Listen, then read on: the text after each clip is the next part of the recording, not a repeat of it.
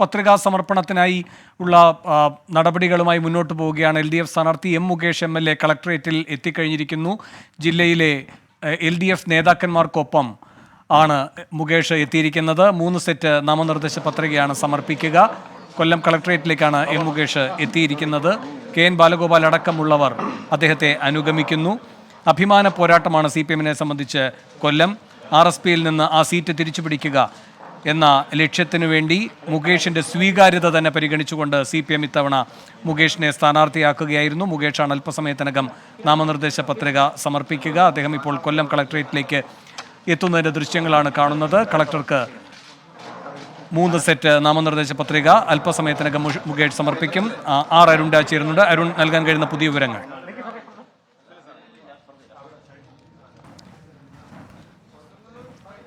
ദൃശ്യങ്ങൾ കാണുന്ന പോലെ തന്നെ M. മുകേഷ് ജില്ലാ കളക്ടർ മുമ്പാകെ എത്തി നാമനിർദ്ദേശ പത്രിക സമർപ്പിക്കുകയാണ്. ധനകാര്യ മന്ത്രി KN ബാലഗോപാൽ, വരദരാജൻ, CPI ജില്ലാ സെക്രട്ടറി PS സുബാല്, CPIM ജില്ലാ സെക്രട്ടറി S. സുദേവൻ, അതുപോലെ തന്നെ മുൻ മന്ത്രി കൂടിയായ രാജു എന്നിവരടങ്ങുന്ന 5 സംഘത്തോടൊപ്പം എത്തിയാണ് ഈ പത്രിക സമർപ്പിക്കുന്നത്. 3 സെറ്റ് പത്രികയാണ് മുകേഷ് സമർപ്പിക്കുന്നത്.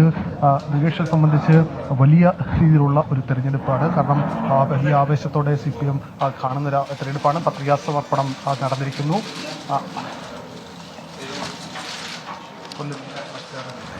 N. ദേവിദാസിന് മുമ്പാകെയാണ് പത്രിക സമർപ്പിച്ചിരിക്കുന്നത്. ദൃശ്യങ്ങൾ കാണുന്നത് പോലെ തന്നെ പത്രിക സമർപ്പണം പൂർത്തീകരിക്കണം. 3 സെറ്റ് പത്രികയാണ് M. മുകേഷ് നൽകിയിരിക്കുന്നത്.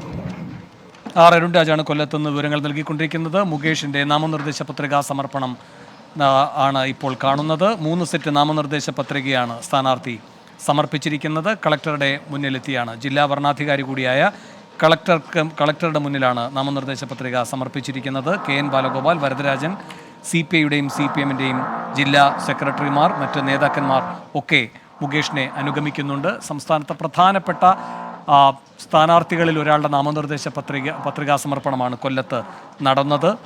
M. മുകേഷ് അല്പസമയം മുൻപാണ് നേതാക്കന്മാർക്കൊപ്പം കളക്ടറേറ്റിലെത്തിയത്. ഇപ്പോൾ അദ്ദേഹം നാമനിർദ്ദേശ പത്രിക സമർപ്പിച്ചിരിക്കുകയാണ്. അരുൺ രാജ് തുടരുന്നുണ്ട്. അരുൺ, വലിയ ആത്മവിശ്വാസത്തിലാണോ സ്ഥാനാർത്ഥിയും അതുപോലെ തന്നെ LDF നേതൃത്വവും?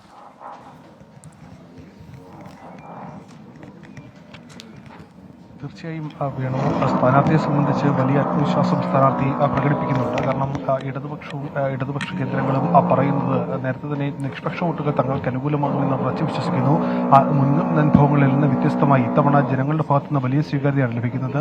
കേന്ദ്രത്തിൽ BJPക്കെതിരായ ഒരു ജനകീയ സഖ്യം, അതിൽ കൊല്ലത്ത് നിന്ന് മുകേഷ് ജയിച്ചു വരേണ്ടത് അനിവാര്യതയാണ് എന്നുള്ള ക്യാമ്പയിനാണ് കൊല്ലമെമ്പാടും CPM മുന്നോട്ട് വെച്ചത്. ആ ക്യാമ്പയിൻ ജനങ്ങളെ ഏറ്റെടുത്തു എന്ന ഒരു വിലയിരുത്തൽ കൂടി നിലവിൽ CPM കേന്ദ്രങ്ങൾ ണ്ട്. ഇടത് സംവിധാനം ഒറ്റക്കെട്ടായി എണ്ണയിട്ട യന്ത്രം പോലെ പ്രവർത്തിച്ചു എന്നുള്ളതാണ് മുകേഷ് തന്നെ ആദ്യ 2 ഘട്ടത്തിലെ പ്രചരണം പൂർത്തിയാകുമ്പോൾ വ്യക്തമാക്കുന്നത്. താഴെത്തട്ടിലെ ഓരോ ജനങ്ങളെയും നേരിൽ കാണുവാൻ കഴിഞ്ഞു എന്നുള്ള ആത്മവിശ്വാസം കൂടി സ്ഥാനാർത്ഥി പങ്കുവെക്കുന്നുണ്ട്. കാരണം ലോക്സഭാ തെരഞ്ഞെടുപ്പുകൾ ഓരോ വ്യക്തിയെ നേരിട്ട് കാണുക എന്ന അപ്രായോഗികമാണ്. പക്ഷേ ഈ തെരഞ്ഞെടുപ്പ് വിജ്ഞാപനം വരുന്നതിന് മുമ്പ് തന്നെ പ്രചരണം ആരംഭിച്ച വ്യക്തിയാണ് M. മുകേഷ്. അതായത് സംസ്ഥാനത്ത് ആദ്യമായി പ്രചരണം തുടങ്ങിയ വ്യക്തിയാണ് M. മുകേഷ്. ആ സ്വീകാര്യത M. മുകേഷിന് മണ്ഡലത്തിൽ നിന്ന് കിട്ടുന്നുണ്ട് എന്നുള്ളതാണ് M. മുകേഷ് തന്നെ വ്യക്തമാക്കുന്നത്. എന്തായാലും ഈ ആദ്യമായി തന്നെ ഈ നോമിനേഷൻ കൊടുക്കാൻ കഴിഞ്ഞതിലൂടെ ഇനി തെരഞ്ഞെടുപ്പ് പ്രവർത്തനങ്ങളുടെ പ്രചരണത്തിന്റെ ഭാഗമായി കൂടുതൽ ഇടപെടാൻ കഴിയും എന്നുള്ളത് കൂടിയാണ് ഇടത് കേന്ദ്രങ്ങൾ വ്യക്തമാക്കുന്ന മറ്റൊരു പ്രധാനപ്പെട്ട കാര്യം. കൊല്ലത്ത് വിജയത്തിനപ്പുറം മറ്റൊരു ലക്ഷ്യവും നിലവിൽ CPM-നില്ല. അത് ഏത് ഭൂരിപക്ഷത്തിലായാലും വിജയം കൊല്ലത്ത് അനിവാര്യമായി നിൽക്കുകയാണ് CPM-ന്. ആ വിജയം മുകേഷിനോട് നേടാൻ കഴിയുമെന്ന വിശ്വാസമാണ് ആദ്യ 3 തവണത്തെ തെരഞ്ഞെടുപ്പ് പ്രചരണം പൂർത്തിയാകുമ്പോൾ ഇടത് കേന്ദ്രങ്ങൾ പങ്കുവെക്കുന്നത്. അരുൺ രാജ്, ഈ ന്യൂനപക്ഷ കേന്ദ്രങ്ങളിലൊക്കെ മുകേഷിൻ്റെയും അതുപോലെ തന്നെ LDF-ൻ്റെയും ഒക്കെ പ്രചാരണം അനുകൂലമായ പ്രതികരണം ഉണ്ടാക്കുന്നുവെന്ന് കരുതാൻ കഴിയുമോ ഇപ്പോൾ?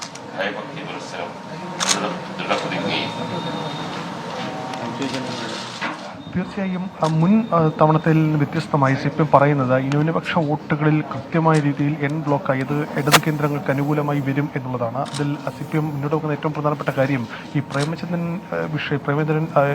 പ്രധാനമന്ത്രി നൽകി വിരുന്നടക്കമുള്ള കാര്യങ്ങൾ, അതുമായി ബന്ധപ്പെട്ട പിന്നീട് ഉയർന്ന വിവാദങ്ങൾ, ഇതെല്ലാം തന്നെ പൂർണ്ണമായും പ്രേമചന്ദ്രനെതിരായ വികാരം ന്യൂനപക്ഷങ്ങൾക്കിടയിലുണ്ട്. ന്യൂനപക്ഷങ്ങൾ വലിയ ആശങ്കയിലാണ്. ആശങ്ക പരിഹരിക്കാൻ നിലവിൽ UDF-ന് കഴിഞ്ഞിട്ടില്ല. അത് കൃത്യമായി ഈ ന്യൂനപക്ഷ ഭാഗങ്ങളിലേക്ക് എത്തിക്കാൻ CPM വ്യാപകമായ പ്രചരണം നടത്തിയിരുന്നു. കഴിഞ്ഞ ദിവസമെല്ലാം നടത്തിയ പ്രചരണങ്ങൾ അത് ന്യൂനപക്ഷ വോട്ടുകൾ എൻ ബ്ലോക്കായി തന്നെ ഇടത് കേന്ദ്രങ്ങൾക്ക് അനുകൂലമാകുമെന്ന വിലയിരുത്തൽ ഇടതുപക്ഷം കൃത്യമായി വിലയിരുത്തുന്നുണ്ട്. അങ്ങനെയാണെങ്കിൽ സ്വാഭാവികമായും ഇടതുപക്ഷത്തിന്റെ കണക്കുകൂട്ടലുകൾ വിജയിക്കും.